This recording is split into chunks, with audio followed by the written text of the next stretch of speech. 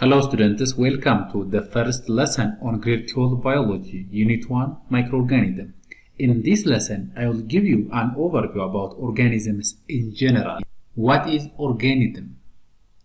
Organism is living thing that has an organized structure that's able to respond to environmental factor or stimuli, reproduce, grow, adapt, and maintain homeostasis.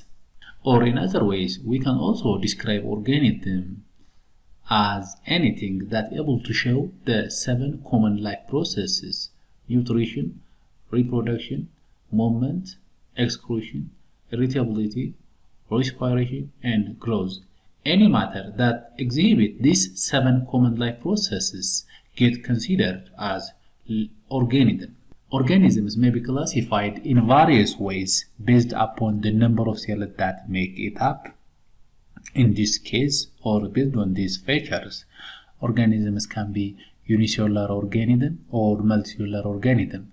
Unicellular organism is an organism that's made from a single cell. But multicellular organism is an organism which is made from many cells.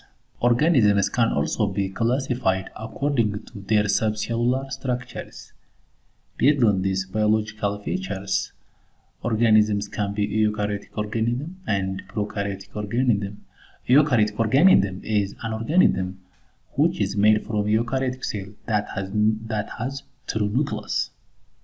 But in contrast, prokaryotic organism is an organism which is made from prokaryotic cell that has no true nucleus.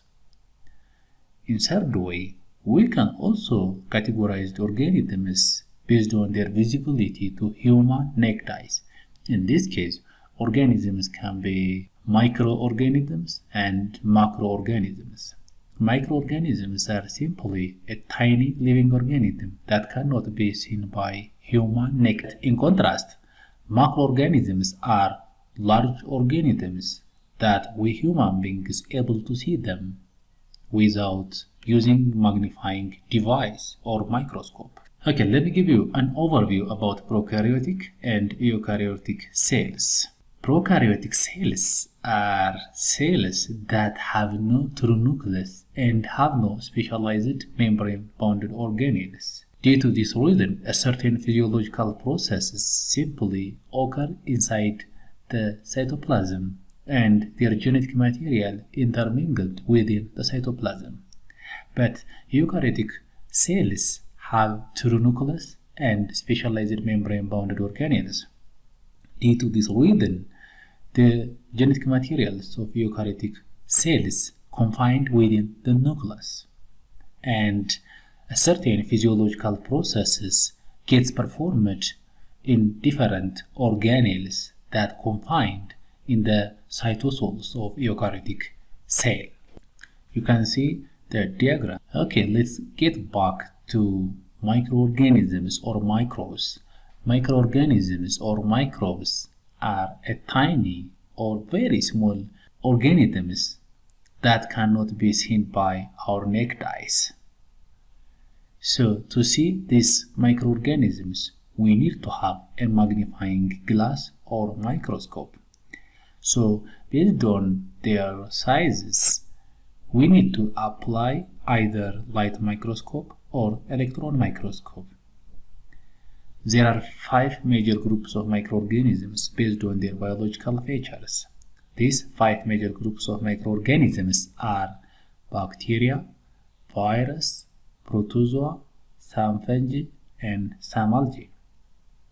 In this chapter, we are going to deal more in detail about bacteria and viruses, but not protozoa, some fungi, and some algae.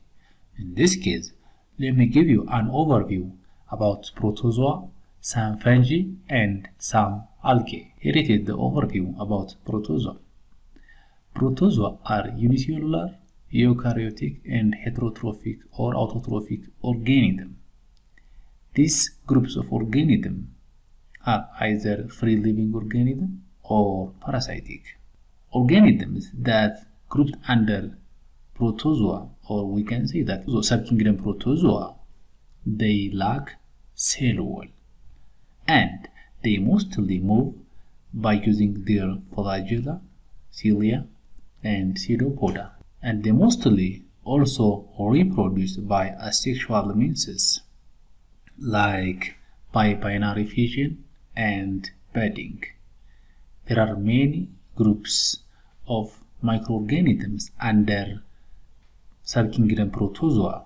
These are Plasmodium, Trypanosoma, Trichomonas, Amoeba, and Paramecium are some groups of microorganisms that belong under subkingdom Protozoa. The second overview focuses on fungi. Fungi are eukaryotic, non-vascular, non-motile, and heterotrophic or saprobiotic organisms. Fungi lack chlorophyll. Due to this reason, they are unable to perform photosynthesis, or they are unable to make their own food. They may be unicellular or multicellular filamentous.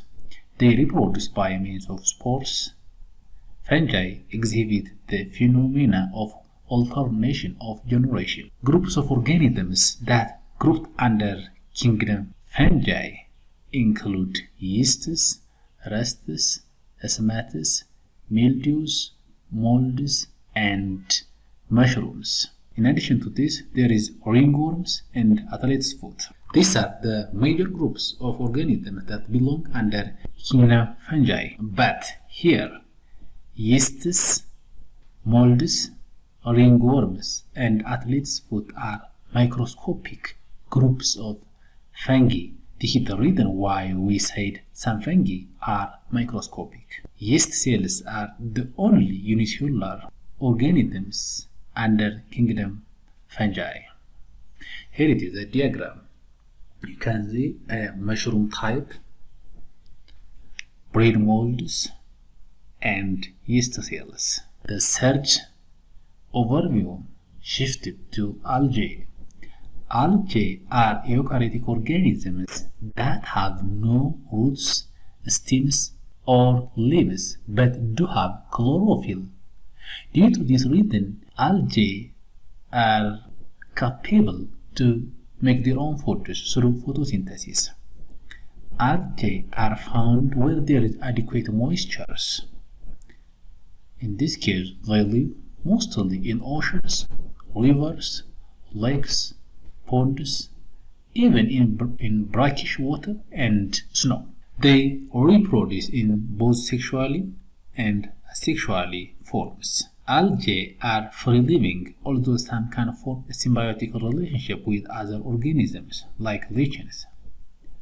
Lichens are a symbiotic group formed by fungi and algae.